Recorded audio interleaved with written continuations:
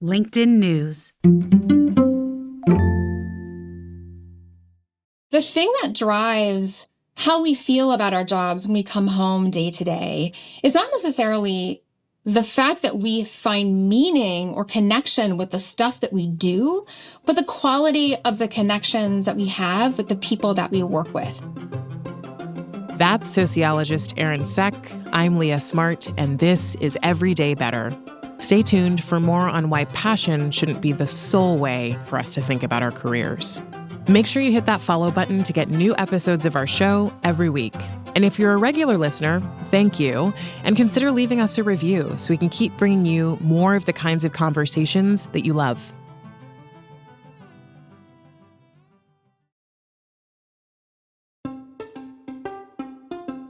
Hey everyone, from LinkedIn News, I'm Leah Smart, and this is Everyday Better, a personal development podcast where every week I sit down with some of the world's brightest minds and bravest hearts who use science and story to share strategies for how we can flourish individually, in relationship to others, and to the world around us. Okay. I know I'm not alone in having adopted the belief that finding your dream job is the key to that feeling of never working a day in your life. This mantra is actually a fairly modern concept, though, specific to millennials and Gen Zers. Our parents, baby boomers, and Gen Xers weren't taught this en masse. Instead, many of them looked at employment as something we simply must do, not to be confused with our passions, our hearts, or our personal interests. These days, the advice to follow your passion when choosing a career is almost trite. But my guest today, professor of sociology at the University of Michigan, Erin Cech, argues that this approach is not the answer for everyone. There are unacknowledged and undiscussed repercussions, she says, for prioritizing just passion in the context of work. And they're based on your social identity. So your class, your gender, your race, etc. Erin fleshes this argument out in depth in her book, The Trouble with Passion: How Searching for Fulfillment at Work Fosters Inequality. And while Erin's not arguing we completely do away with the dream job ideology, she is suggesting we look at this piece of now status quo career advice through a more critical lens. As someone who embodies the passion principle, I was intrigued to talk with Erin to hear what I might be missing, especially as I'm often the one encouraging others to just go chase their own dreams. Here's Erin. I started this process looking at a completely different set of questions. So I was interested in understanding the continuation of gender segregation in occupation. So why we see that men and women tend to be in different kinds of fields in the United States and other places. And so I started with interviews with college students and was asking them, why are you choosing this major? What do you want to do after graduation? And it was sort of like I was hit upside the head by the commonality of the language they used to talk about career decision-making. It was almost like I handed them a script, and the script ended up being this idea that I want to follow my passion, or I want work that's fulfilling. I'll figure out the sort of job security stuff later, but that's the thing that's really driving me. And I wasn't looking to write a book on passion. I wasn't looking for a space of critique about this topic. I will often say that I was a passion evangelizer. I would tell students that came in my office that they should follow their passion. I followed my passion into the career trajectory of sociology. And so the idea that I needed to take a careful look at what passion was and the potential negative implications, as well as the overwhelming positive ones that tend to be the topic of discussion in society more broadly, was something that it really required the data to scream at me for me to focus on. So you're saying that the people you were talking to were following one very specific script, which is like not unfamiliar to me at all. It's follow your passion, follow your purpose. Don't be that person who like gives up all their hopes and dreams for some job that's just going to pay you. Absolutely. So the passion principle is the idea that the best way to make career decisions is to prioritize what we find meaningful and fulfilling to us personally. Things that people are passionate about tend to be things that they have an emotional attachment to, things that they love or find exciting or interesting, a kind of cognitive attachment. So things that they like to think about, like to tinker with in their own mind, and often a kind of biographical connection. So this is something that feels like a deep part of who I am and has always been with me. I've always loved to do XYZ when I was a kid. And so now I like to do ABC as an adult, as a professional. So the idea of the passion principle is that we should prioritize those considerations when we make career decisions, often over and above things like the salary that we can earn and the sort of stability and security of those jobs. So this was not always a thing, right? Like, I'm a millennial, I'm 36. I think about my parents who are both in their 70s, they're baby boomers. They did not grow up with people telling them, pursue your passions. They are much more, it's really about security. It's a good job. I want to know, where did this start? Because this isn't our creation as millennials and Gen Zers, but it is our narrative, right, in our paradigm. So how did this all get started? If you look at career advice books from the 40s, 50s, 60s, even into the early 70s, the advice they give is totally different than what we would see if we picked up what color's your parachute, the kind of classic idea of, prioritizing Still the have things that you that book. love, right? And the narrative there was figure out what you're good at, find a job that's stable, and if you happen to like it or find it interesting, that's a bonus. But you should figure out how to make your way in the labor force based upon your skill level, your education, and your ability to access stable work.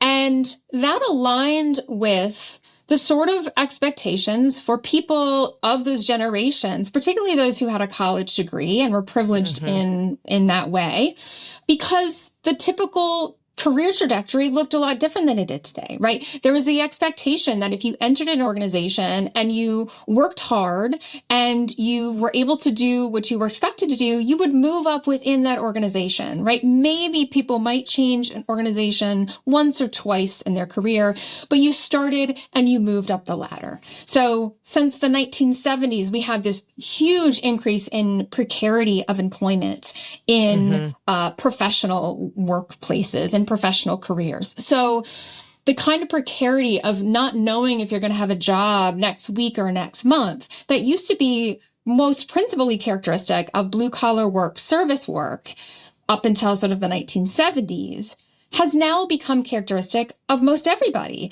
in the labor force. And so the professionals who used to be able to count on having a job that you worked 40 hours a week, not 60, 70, 80 hours a week, is now different, right? There's now this space of precarity. So you might expect that there is a couple of different ways that people might react to that kind of precarity. One way might be for the most privileged to grab the most well-paying, the most stable jobs that they can, right? I'm going to go into the thing that will employ me the longest for the most pay and prioritize that.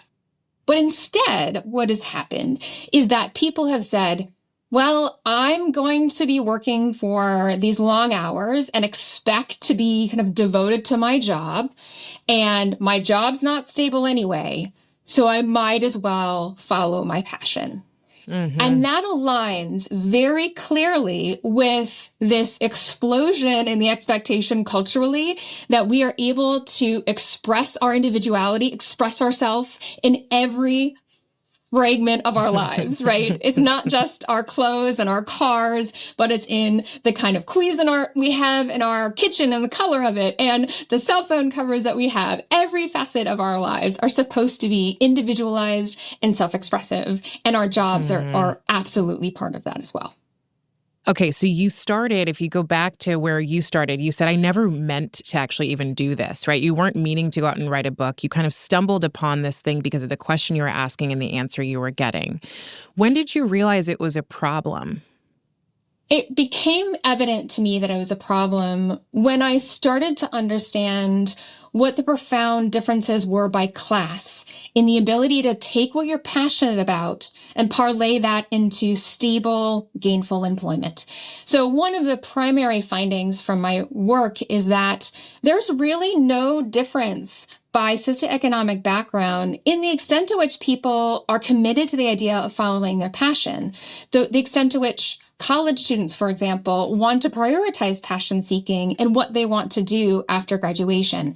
But there's profound differences in the ability to take that passion and make it into employment. And what blocks particularly low-income first-generation college students from being able to do that is they lack two types of things. One is they lack safety nets. They lack financial safety nets in terms of parents who can pay their tuition or help pay their cell phone bills, the safety nets of their parents being able to support them in unpaid or underpaid internships that are the kind of career launchers for a lot of fields, particularly those outside of science and tech. And they also lack springboards. So these are those informal connections. We call them social capital in sociology. This idea that my dad's friend knows somebody in this industry that can connect me to a start-off job, or my parents are professionals and they taught me how I'm supposed to dress or how I'm supposed to write my resume so that I'm competitive for these professional jobs. And so what I find in the labor force overall is people who have the same level of education or in the same field but come from lower class, working class backgrounds are significantly less likely to be in jobs that are well paid and are in their passion than people from wealthier families. The third thing for pointing to the issue of equity, this is really central in that by culturally believing that following our passion is the best way that we can make career decisions, not only disadvantages those who don't have those safety nets and springboards, but it blames the individuals who weren't able to have the same advantages for their own lack of disadvantage. This is something that I call choice washing, the sense that, okay, you wanted to come and be a cello player in an orchestra, like that was your passion. And because you didn't have the springboards or safety nets, you couldn't get there. All of a sudden, that becomes the individual's fault for the lack of resource and lack of access they have, even though that's a deeply structural problem. You say that it's impacting people who are coming from lower socioeconomic backgrounds. How does it impact people who are wealthy, or does it at all in a negative way? What's really interesting is the one population that I found were most willing to question the idea of prioritizing passion were actually people from the highest socioeconomic backgrounds, in part because they had the resources, they had family telling them, like, this is what investment looks like. This is what it means to have and sustain a career that will get you this sort of income that will allow you to continue your standard of living that you're familiar with or comfortable with. But even for people who have the safety nets and springboards, the idea of pursuing a career field and prioritizing your career decisions on the basis of sense of fulfillment has existential risks to it, even if it doesn't have financial ones. And by that, I mean, if we follow our passion, we are handing over control of a central part of our sense of identity to a global economic structure that was not principally designed to support our sense of fulfillment and self-expression, right? It was designed to continue the interests of the people who own the organizations and run the companies without necessarily a whole lot of attention to the passions and spaces of self-expression of the people who work in those spaces. I certainly was someone who always wanted to find work that allowed me to feel passionate and, wake up every day and enjoy going to work. I've had roles, though, where I have not been passionate. And it took me, from 28 to 36 to really start to see how valuable it was to ask the question of myself more often in my jobs, each job I was in, what am I optimizing for in this job? So for the first time ever, at age 31, I went into a job that was not optimized for anything I'd ever optimized for before, which had been money and recognition and, the things that a lot of us are taught to. I was optimizing actually in this job for space. I needed space to think. I needed space to figure out what I wanted to do. I needed time. And I felt some shame around that. I felt shame telling people what I was doing and then wanting to over-explain why I had made that choice and why it was important to want space and not necessarily to chase money and success. What did you find is detrimental and is important to know about how we make this a moral conversation when it comes to choosing the job that we do? So this appears in a couple of ways. So one is that when we are on teams with other members of our workplace, and some of us are passionate and some of us are not, there is a tendency to judge those team members, not only that aren't passionate, not only in a sense that, oh, well, they're not as committed, but often to question their competence. So there's a really strong connection between the sense that somebody is passionate about the work and the idea that they are good at it, right? And when I talk to people, there's this general sense within the passion principle that if you're passionate enough about it, you'll put in the work to get good at it. That passion has to come first. The skills, the expertise will come later. And so that is something that is underlying the way that we evaluate our colleagues of well, if you're not passionate about this, are you really going to put in the work? Are you really good enough to be doing this work? And so there's a lot of that questioning that leads to what I describe as the expectation for the performance of passion, right? It's this additional burden to perform this sense of fulfillment in the work that they do. That is absolutely exhausting and certainly a recipe for burnout. But in addition to that is the expectation that is put on blue collar and service workers from professionals who are passionate about their work. You can see this all over the place. So, for example, there was a placard in front of a Starbucks that said, "Our passion is to serve you," right? Or I went to a hotel once and the hotel workers had little things on their name tag that said, "Hi, my name is X and I am passionate about whatever," and the underline was supposed to be filled in with something that was about customer service. The third example is WeWork for a while had expectations that the cleaning staff wore T-shirts that said, "Do what you love," right? This sense of not only are we expecting service workers in particular to have impeccable customer service in terms of being kind and warm and generous in spirit to the people that they're serving, but to do it in a way that expresses their passion is bonkers, right? So it's not enough that the barista has good customer service and is friendly, but they have to find meaning in the latte art, right? When they're making the latte for you. It's an additional register of exploitation in the expectations that we put on service workers and blue-collar workers as well. This is where we got into some of the discourse of how do you think through a topic like this? What are you saying? Are you saying that we shouldn't be doing this at all as a society? Are you saying there should be equal access for anybody who wants to be able to pursue their passion? Are you saying there should be a one-size-fits-all? First and foremost, the message is not that people shouldn't be passionate about what they do or shouldn't feel a connection to what they do on a day-to-day basis. But what the research shows is that the thing that drives how we feel about our jobs when we come home day to day is not necessarily the fact that we find meaning or connection with the stuff that we do, but the quality of the connections that we have with the people that we work with. So are we treated with dignity? Do we have good relationships with the people that we work with? And those are the things that on a day-to-day basis, when you're asked, do I like my job or not, tend to be the things that drive that.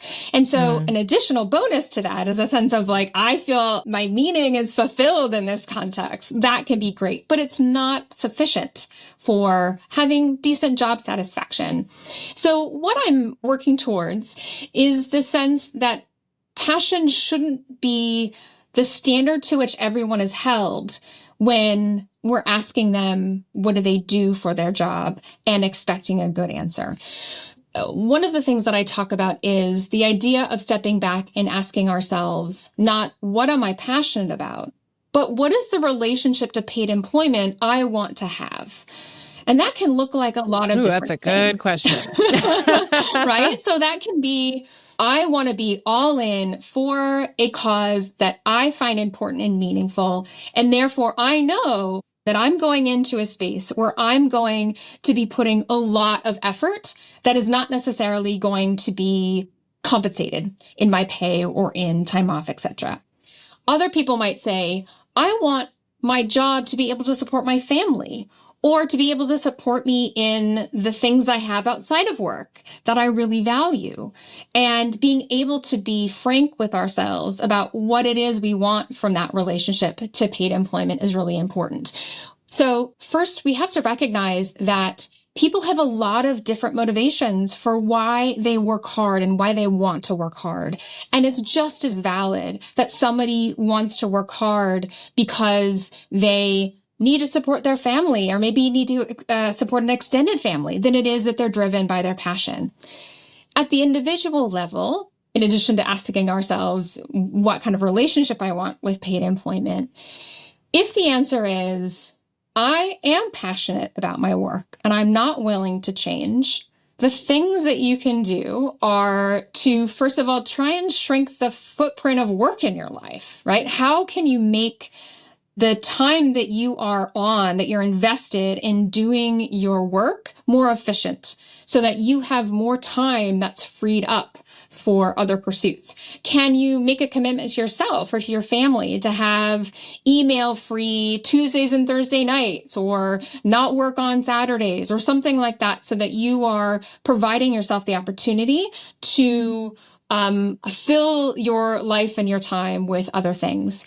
And the second thing is what I call diversifying your meaning-making portfolio. And by that, I mean thinking hard about what outside of work really, really drives you. Like, what are you super interested in? And maybe, like the cello, it was something that you did a long time ago. I played violin in high school. I dusted that thing off while I was writing this book because I felt like I needed, a passion project outside of the work that I was doing. And make space in your calendar for that investment in those additional passions. And it can be a lot of work, especially for busy professionals. Like, you have to work to make room in your schedule for that kind of thing on a regular basis. But investing the time is really important, because in the instance that you lose your job or you get reassigned, and all of a sudden that sense of identity is no longer there to rely on to perform in your job, you have other pieces of identity, of self-expression, that are waiting for you. Before we go on break, let's recap. The passion principle, as Erin calls it, isn't just harmful to people from poor and working class backgrounds. It also harms people with the most privilege in our society by facilitating the link so many of us feel between our career and our sense of self-worth. When we come back, Erin paints a picture of what it looks like when we don't prioritize passion in the context of our careers. We'll be back after this.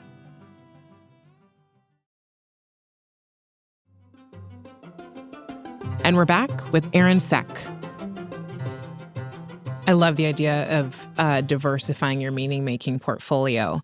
What I wonder, though, at the same time, and this feels like a very Western world American problem. I think about people who are, maybe wanting to be an Olympic swimmer or some sort of professional in sports. And our typical answer is like, well, you got to work your butt off, and you do have to give up a lot of those things in order to get that thing. So I can imagine there's an argument too for like, well, if I expand my meaning-making portfolio, that takes time away from building the thing I say I want to build. And when I look around at, all of the companies and the people who are in these roles and doing these things at a professional level, it looks possible. So what would you say to someone who says that and is like, but people are making it, and they're saying that their relationship to their employment is not just passion, it's also money? I mean, part of it is that the extensiveness of that hard work, of that grind, belies the fact that there are so many other workers that are working 2 or 3 or 4 jobs in order to support their family. That hard work can manifest in a lot of different ways. And so we don't want to uphold hard work in and of itself as a sort of moral valuation, potentially. Nor to deny the fact that there are a lot of other workers that are pouring a ton of time and energy into the work that they're doing. It's also important to recognize that it's not just that like the Steve Jobs of the world got there because they worked hard. They got there because they have social and economic privileges. They're of a particular race and class and gender that allowed them to have the ramp up to where they were in a way that that's not the privileges that everybody has. And so using the people who have been successful as some kind of recipe for how everyone can do it, and if you don't get to that level, it's somehow your fault, is just blaming individuals for what is inherently a sort of social and economic inequalities. And one of the things that kept coming up in my work that actually ties back to why I started to do this work in the first place, which is to understand gender segregation, is that when we tell young people and adults in professions that they should follow their passion, the idea there is that people say, who am I? What do I find fulfilling and self-expressive? But because of deep-seated gender and racial and class processes, who we think we are is deeply gendered and racialized and classed, right? 1000%. And so when we give people kind of carte blanche freedom to say, follow your passion, do what you love, it turns out they tend to follow the same paths that generations before them did. And we see a reproduction of that kind of gender and race and class segregation with occupations being reinforced through this process that seems like it's based on choice, but is really kind of the baking in of those broader social processes into the kind of pathways that people are seeking. I think this is a really complex conversation. You know, like I immediately go to like, well, I'm African American. I grew up around all sorts of people, but many times in our culture, it's like, well, there are people who are really talented in sports that didn't come from anything and they had a dream and they made it happen. So while I agree with the idea of like it is so unfair to hold people to a standard that was never set for them to succeed, right? But when we also look then at people who have made it beyond that, it gives hope. And so as someone who loves to study and think about well-being and who also thinks about mindset and how so many of us catch ourselves or put ourselves into positions where we're buying into things that won't support our growth or success, I think about like, what's a self-fulfilling prophecy versus the ability to say, well, I don't see anybody who looks like me over there, but guess what? I'm still going to go do it, you know? And so I have internal tension around that because, for example, I could have easily said, there's nobody else who looks like me on this team. There's no one else really, or a lot of other people don't look like me who do this work. Maybe I shouldn't do it. And so it's like I'm going back and forth between that feeling of I want people to achieve whatever they're meant to achieve, and I don't have a right to decide what that is, but I also don't want to put them in a box, you know? And so I'm trying to figure that one out. Yeah, it's so challenging because the message around passion and around sort of career decision making in general is individualistic in some ways because it's directed at individual career decision makers. But Right. This is a story about structures. This is a story about institutions and the way that those institutions and the cultures around them advantage some and systematically disadvantage others. And so when we're thinking about how we support students from all contexts, trying to think about what's next for me, it's a balance of saying, we want to set you up for success as much as we can, right? How do we set up an infrastructure that allows you to have access to the same safety nets and springboards that your more privileged peers have? And thinking about how to change the infrastructure to be more like that, to allow students to pursue whatever pathway that they want in a way that is more equitable than it currently is now. I want to know in the research and the work you've done, what was your biggest surprise? What was your aha moment? There's two that I'll mention. One is the idea that people were interested in pursuing passion was not just because they wanted a good job, but they saw it as key to a good life. So for them, it wasn't just about, I want to like my job, but it was, this is how I see my life unfolding. Mm-hmm. And so when we think in the literature, so we look at what it means to be in a sort of post-industrial society, postmodernist space, what does that mean?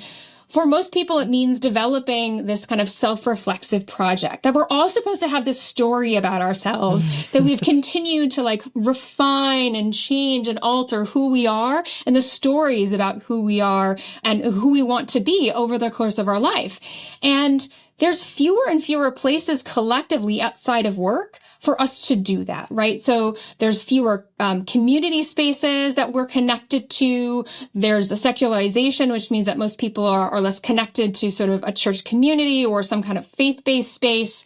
And we look at our career trajectory as a ready-made pathway for that pursuit of identity. And so that is something that the depth of that, the extent to which that really drove to the core of people's sort of existential understanding of themselves, really struck me. The other piece that surprised me was I did an experiment where I had people who were in the professional workforce evaluate different job applications for the same job ad. And some of the applications had cover letters that emphasized their passion for the work. Others emphasized that they like the location or they respect the organization. And I found that the passionate applicants were far more preferred over applicants that emphasized other things, even though every other thing about the application was exactly the same resume, credentials, etc. And the reason that the passionate applicants were preferred was not only because people thought that they would be harder workers, but they expected them to put in additional work without an increase in pay. And there was no pay premium given to the passionate for passion. Right. So yeah. It was very clear to me that it's not just that that many employers value passionate workers, but they see the additional labor that passionate applicants will put into the organization as an unpaid benefit to the organization. Oof. You just reminded me that in the last few years that I've been in work that I am really passionate about, I have been more likely to burn out than before. And I wouldn't take any of it back for anything.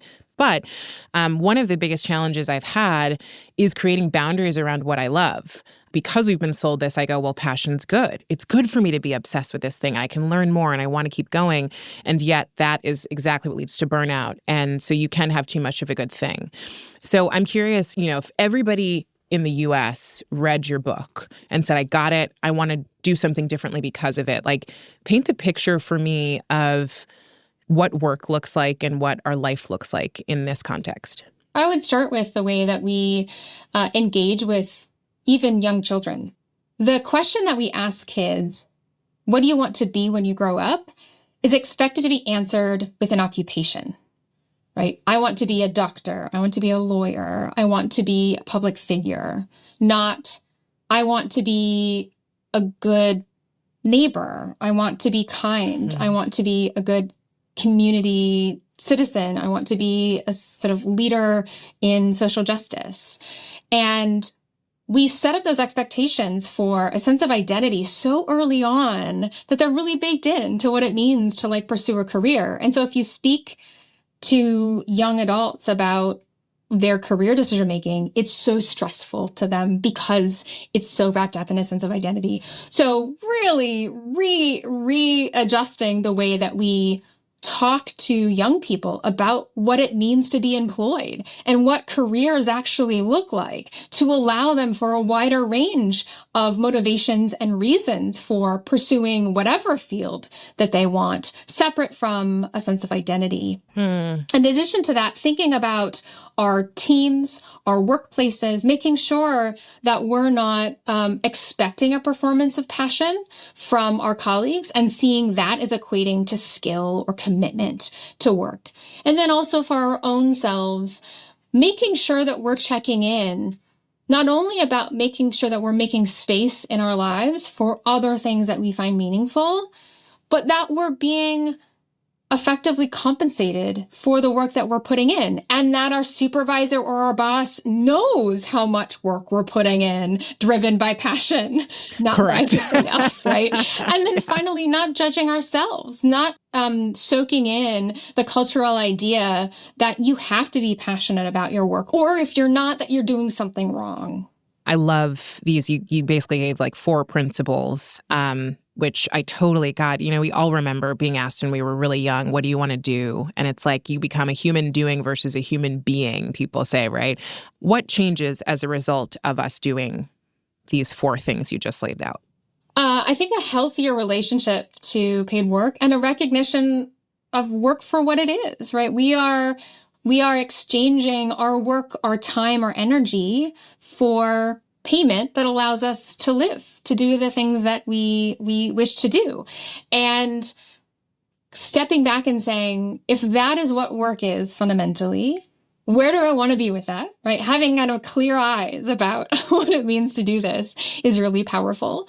And it's also making sure that we are recognizing the ways that this idea of the passion principle is embroiled in institutions in a way that perpetuates the kinds of inequities that we've been talking about is so important. That when you have organizations or institutions of higher education that are promoting passion and filtering people into the organization on the basis of passion, that has the opportunity for all these processes of inequality to be reproduced.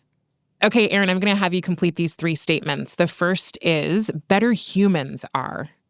Better humans are willing to meet each other as whole selves. Better work is. Better work is work that provides the balance between work and life that is central to our priorities. The last one is a better world has. A better world has people who fundamentally treat each other with dignity. Beautiful. Thank you so much, Erin. Thank you for being here. And I just so appreciate hearing your perspective and the research and the work. And you've definitely given me a lot to think about. So thank you. My pleasure. Thanks for having me. That was Erin Cech, professor of sociology and author of The Trouble with Passion: How Searching for Fulfillment at Work Fosters Inequality. Everyday Better is a production of LinkedIn News. The show is produced by Grace Rubin and Emily Reeves. Asaf Gadron is our sound engineer. Tim Boland mixed our show.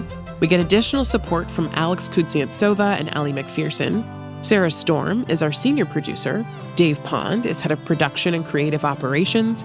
Maya Pope-Chappelle is director of content and audience development. Courtney Koop is head of original programming.